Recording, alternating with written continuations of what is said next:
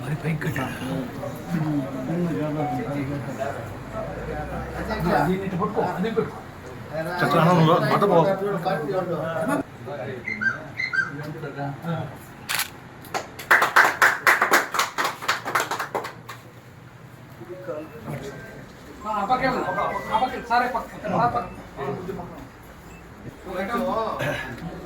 వెనక్కి వచ్చేసేయండి. మళ్ళీ ఒక్కరు 2 రౌండ్లు వస్తే అందరూ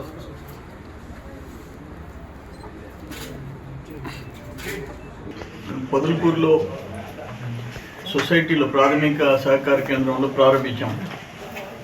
ఇప్పుడు ఇక్కడ ఏంటంటే ఏ గ్రేడు 20,306 రూపాయలు పుట్టి వస్తుంది. సాధారణ రకం వచ్చి 20,136 వస్తుంది. సరే, ఇప్పుడు ఇక్కడ ప్రారంభించాము.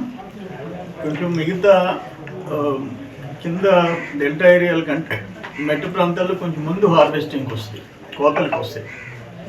వాట్ ఎవర్ ఈ సంవత్సరం మీరు చూశారు, లాస్ట్ ఇయర్ కూడా 48 అవర్స్లో మనం మద్దతు ధర ప్రకారం గవర్నమెంట్కి రైతు అమ్మితే 48 గంటల్లో డబ్బులు పడిపోతుంది.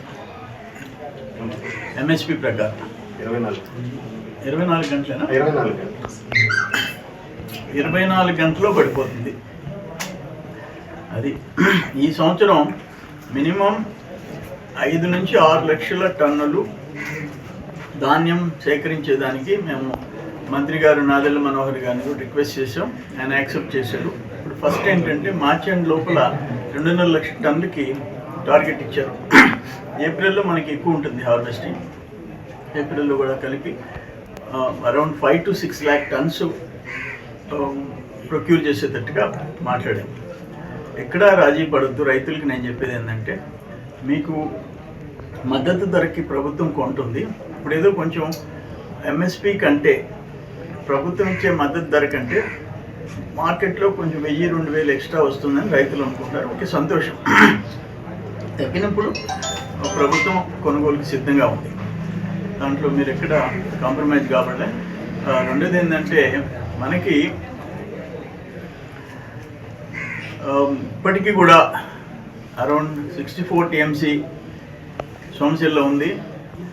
ఎంత ఉంది? 50 అన్నండి. వెనక్కి మాట్లాడద్దని చెప్పండి. ఇప్పుడు ప్రభుత్వం మనం కొనేది KNR 1638 RNR కొంటున్నాము. ఇప్పుడు KNM 7715 కూడా కొనుగోలు చేస్తున్నాం. వీళ్ళు ఇంకొకటి ఏమడుగుతున్నారంటే 12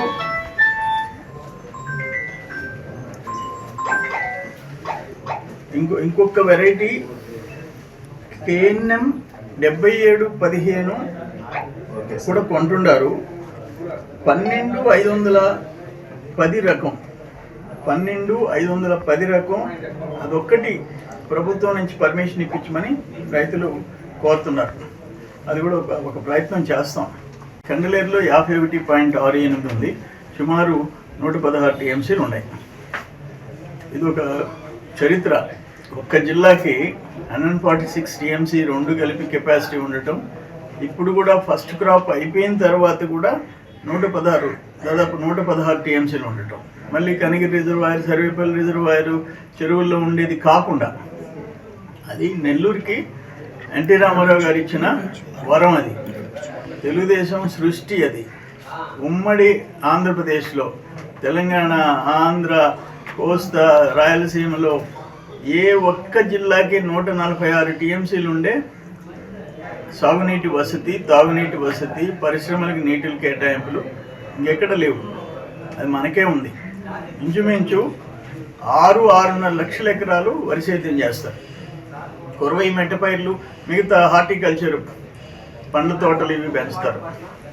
అయితే ఇప్పుడు కూడా అధ్యయనం, రీసెర్చ్లు ఏంటంటే, ఉత్త ప్యాడీ వేసుకుంటా కూర్చుంటే రైతులకు ఆదాయం తక్కువ. కొంతమంది అక్కడ డెల్టా ఏరియాల్లో వేరే పంటలు పెట్టాలంటే కొంచెం ఇబ్బంది.